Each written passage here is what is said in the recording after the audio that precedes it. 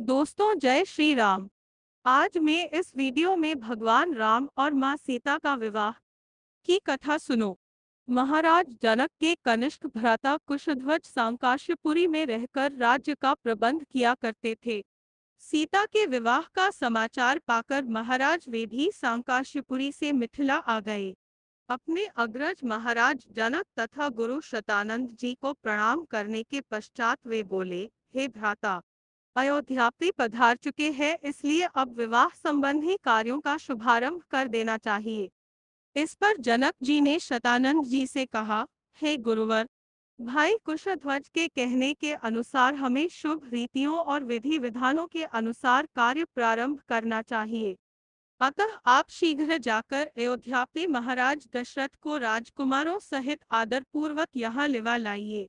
शतानंद जी जनवासे में महाराज दशरथ के पास पहुँचे और उनसे आदरपूर्वक बोले, महाराजाधिराज, मिथिला नरेश महाराज जनक अपने कनिष्ठ भ्राता कुशध्वज, परिजनों एवं समस्त मंत्रियों के साथ आपके दर्शनों के लिए उत्सुक है और अपने दरबार में आपकी प्रतीक्षा कर रहे हैं। इसलिए आप अपने मंत्रियों सहित पधार कर उन्हें कृतार्थ कीजिए। राजा जनक का संदेश पाकर राजा दशरथ गुरु वशिष्ठ, मंत्रियों एवं राजकुमारों के साथ वहां पहुंचे जहां राजा जनक उनकी प्रतीक्षा कर रहे थे। मिथिलाप्ति ने खड़े होकर उन सबका स्वागत किया और उन्हें बैठने के लिए यथोचित स्थान प्रदान किया। जब सब अपने अपने स्थानों पर विराजमान हो गए तो इक्ष्वाकु वंश के गुरु वशिष्ठ जी ने राजकुमारों का गोत्र पढ़ना प्रारंभ किया, जो इस प्रकार था माइनस आदि रूप स्वयंभू ब्रह्मा जी से मरीचि का जन्म हुआ। मरीचि के पुत्र कश्यप हुए। कश्यप के विवस्वान और विवस्वान के वैवस्वत मनु हुए। वैवस्वत मनु के पुत्र इक्ष्वाकु हुए। इक्ष्वाकु ने अयोध्या को अपनी राजधानी बनाया और इस प्रकार इक्ष्वाकु कुल की स्थापना की। इक्ष्वाकु के पुत्र कुक्षी हुए। कुक्षी के पुत्र का नाम विकुक्षी था। विकुक्षी के पुत्र बाण और बाण के पुत्र अनरण्य हुए। अनरण्य से पृथु और पृथु से त्रिशंकु का जन्म हुआ। त्रिशंकु के पुत्र धुंधुमार हुए। धुंधुमार के पुत्र का नाम युवनाश्व था। युवनाश्व के पुत्र मांधाता हुए और मांधाता से सुसंधि का जन्म हुआ। सुसंधि के दो पुत्र हुए, ध्रुवसंधि एवं प्रसेनजित। ध्रुवसंधि के पुत्र भरत हुए। भरत के पुत्र असित हुए और असित के पुत्र सगर हुए। सगर के पुत्र का नाम असमंज था। असमंज के पुत्र अंशुमान तथा अंशुमान के पुत्र दिलीप हुए। दिलीप के पुत्र भगीरथ हुए। इन्हीं भगीरथ ने अपनी तपोबल से गंगा को पृथ्वी पर लाया। भगीरथ के पुत्र ककुत्स्थ और ककुत्स के पुत्र रघु हुए। रघु के अत्यंत तेजस्वी और पराक्रमी नरेश होने के कारण उनके बाद इस वंश का नाम रघुवंश हो गया। रघु के पुत्र प्रवृद्ध हुए, जो एक शाप के कारण राक्षस हो गए थे। इनका दूसरा नाम कल्माशपाद था। प्रवृद्ध के पुत्र शंखन और शंखन के पुत्र सुदर्शन हुए। सुदर्शन के पुत्र का नाम अग्निवर्ण था। अग्निवर्ण के पुत्र शीघ्रग और शीघ्रग के पुत्र मरु हुए। मरु के पुत्र प्रशुश्रुक और प्रशुश्रुक के पुत्र अम्बरीश हुए। अम्बरीश के पुत्र का नाम नहुष था। नहुष के पुत्र ययाति और ययाति के पुत्र नाभाग हुए। नाभाग के पुत्र का नाम अज था। अज के पुत्र दशरथ हुए और दशरथ के ये चार पुत्र रामचंद्र, भरत, लक्ष्मण तथा शत्रुघ्न है। इक्ष्वाकु कुल का वर्णन करने के पश्चात वशिष्ठ जी ने कहा, हे राजन, अब आप भी अपनी वंश परंपरा का परिचय दीजिए, क्योंकि विवाह जैसे मांगलिक अवसरों पर दोनों ही कुल अपने अपने वंश का परिचय देते हैं। महाराज जनक बोले, महर्षि, आपने सर्वथा उचित बात कही है। अब मैं भी अपने कुल का परिचय देता हूँ। प्राचीन काल में निमि नामक एक धर्मात्मा राजा थे। उनके मिथि नामक पुत्र हुआ, जिन्होंने मिथिला बसाई। मिथि के पुत्र का नाम जनक था। उन्हीं के नाम पर मिथिला के राजा लोग जनक कहलाते हैं। जनक के पुत्र उदावसु और उदावसु के पुत्र नंदवर्धन हुए। नंदवर्धन के पुत्र का नाम शूरवीर था। शूरवीर के पुत्र सुकेतु और सुकेतु के पुत्र देवरात हुए। देवरात के पुत्र का नाम बृहद्रथ था। बृहद्रथ के पुत्र महावीर और महावीर के पुत्र सुधृति हुए। सुधृति के पुत्र का नाम धृष्टकेतु था। धृष्टकेतु के पुत्र हर्यश्व और हर्यश्व के पुत्र मरु हुए। मरु के यहाँ प्रतिन्धक की उत्पत्ति हुई। प्रतिन्धक के पुत्र कीर्तिरथ, कीर्तिरथ के पुत्र देवमीर, देवमीर के पुत्र विबुध और विबुध के पुत्र महींद्रक हुए। महींद्रक के पुत्र का नाम कीर्तिरथ था। कीर्तिरथ के पुत्र महारोमा, महारोमा के पुत्र स्वर्णरोमा और स्वर्णरोमा के पुत्र हृस्वरोमा हुए। हृस्वरोमा के दो पुत्र हुए। उनमें से बड़ा मैं हूँ और मुझसे छोटा कुशध्वज है। हम दोनों भाई इसी प्रदेश में रहकर राजकाज संभालते थे। कुछ काल पहले सांकाश्य के पराक्रमी राजा सुधन्वा ने मिथिला पर आक्रमण कर दिया। वह चाहता था कि मैं सीता का विवाह उसके साथ कर दूं। मैंने उसकी मांग पूरी नहीं की, इसलिए उसके साथ मेरा युद्ध हुआ जिसमें सुधन्वा मेरे हाथ से मारा गया। तब से मेरा कनिष्ठ भ्राता कुशध्वज सांकाश्य पर शासन करता है और मैं मिथिला पर।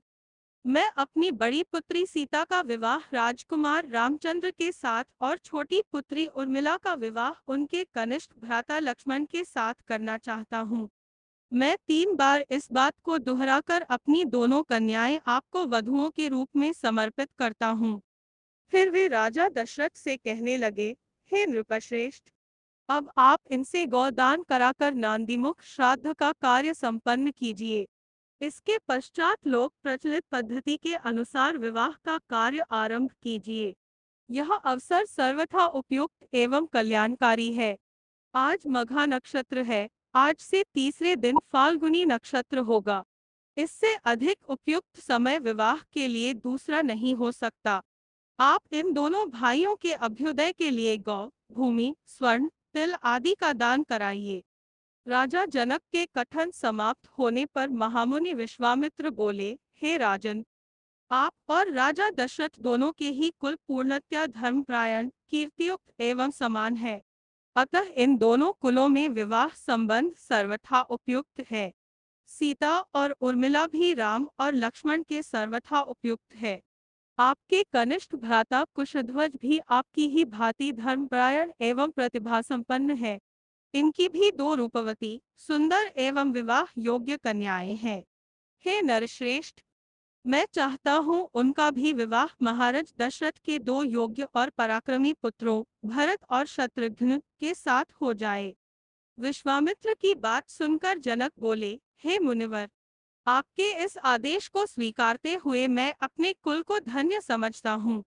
आप भरत और शत्रुघ्न को आज्ञा दीजिए कि वे कुशध्वज की दोनों कन्याओं मांडवी एवं श्रुतकीर्ति को अपनी अपनी पत्नी के रूप में स्वीकार करें। इसके बाद मिथिला नरेश से अनुमति लेकर राजा दशरथ वशिष्ठ जी और विश्वामित्र जी के साथ जनवासे में लौट गए। दूसरे दिन चारों राजकुमारों ने याचकों को 1-1 लाख स्वर्ण मंडित सींगों वाली गौएं दान दी और भी बहुत सारा धन, आभूषण, रत्न आदि ब्राह्मणों को दान दिए। दान आदि से निवृत्त होकर महाराज दशरथ मिथिलेश के राजभवन में जाने की तैयारी करने लगे। तभी भरत के मामा अर्थात राजा कैकेयी के पुत्र युधाजित वहां आ पहुंचे। अभिवादन तथा कुशल समाचार जानने की औपचारिकता के पश्चात उन्होंने कैकेयी नरेश का संदेश देते हुए कहा, महाराज, हमारे पिताजी को भरत को देखने की उत्कट इच्छा हो रही है। अतः कृपा करके आप कुछ दिन के लिए भरत को मेरे साथ उनके ननिहाल भेज दें। इस संदेश को लेकर मैं अयोध्या गया था, किंतु वहां पर ज्ञात हुआ कि आप जनकपुरी गए हुए हैं, इसलिए मैं भी यहाँ आ गया।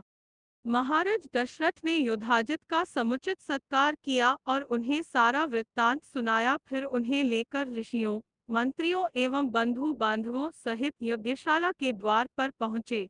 थोड़ी देर बाद नाना प्रकार के आभूषणों को धारण किए हुए रामचंद्र अपने भाइयों भरत, लक्ष्मण और शत्रुघ्न के साथ उनके पास आकर खड़े हो गए।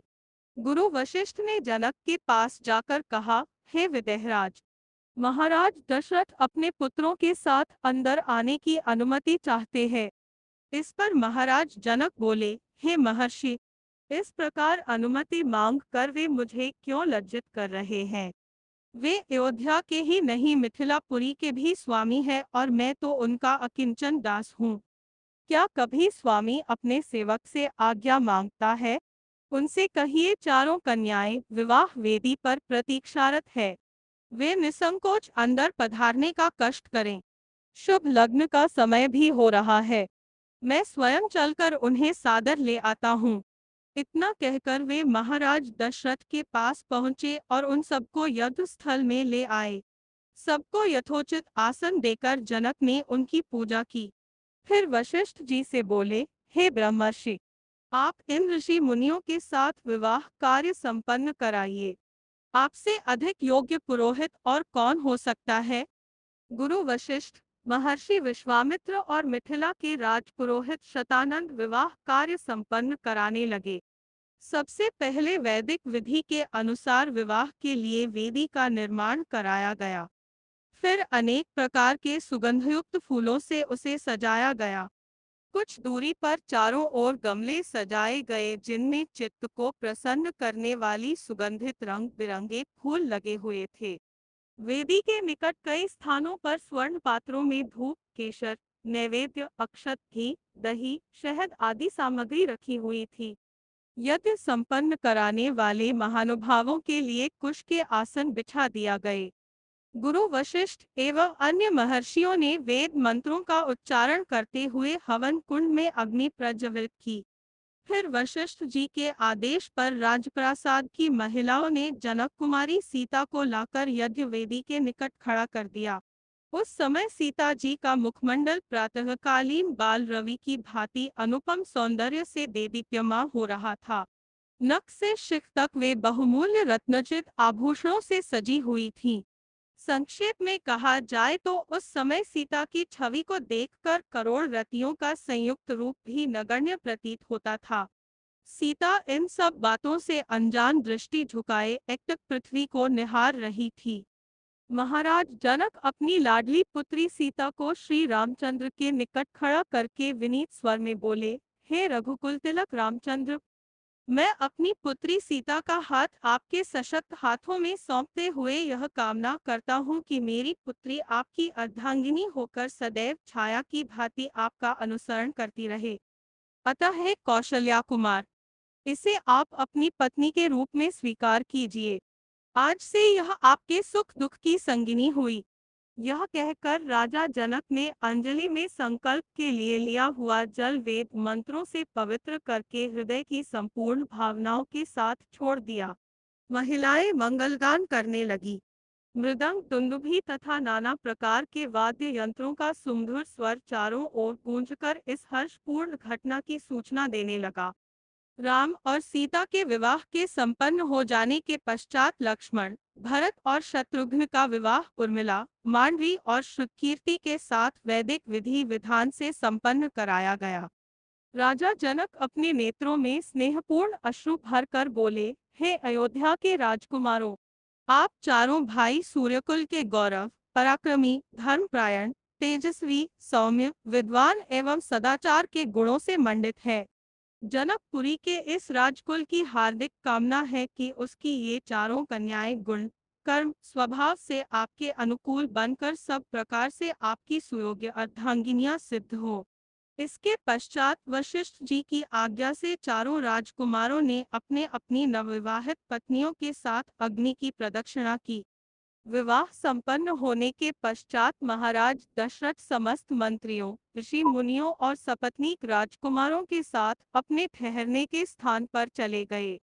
जनकपुरी में रात्रि विश्राम करके प्रातःकाल मुनि विश्वामित्र विदा लेकर उत्तराखंड की ओर चले गए। महाराज जनक ने दहेज के रूप में असंख्य दास दासियां, हाथी, घोड़े, गौएं, रत्नजित आभूषण, वस्त्र, बर्तन आदि नाना प्रकार की वस्तुएं देकर अयोध्यापति दशरथ को विदा किया और उन्हें पहुंचाने के लिए नगर के द्वार तक आए। वे हाथ जोड़कर बड़ी नम्रता के साथ बोले, हे राजन, मुझे सब प्रकार से अपना दास समझकर मुझ पर कृपा बनाए रखिए। मैं एक बार फिर आभारपूर्वक कहना चाहता हूँ कि आपने मेरे कुल के साथ संबंध स्थापित करके मुझे गौरवान्वित किया है। मेरी कन्याएं आपकी आज्ञाकारिणी एवं दोनों कुलों का गौरव बढ़ाने वाली हों, यही मेरी मनोकामना है। फिर उन्होंने तथा कुशध्वज ने अश्रुपूर्ण नेत्रों से चारों कन्याओं को आशीर्वाद देते हुए विदा किया।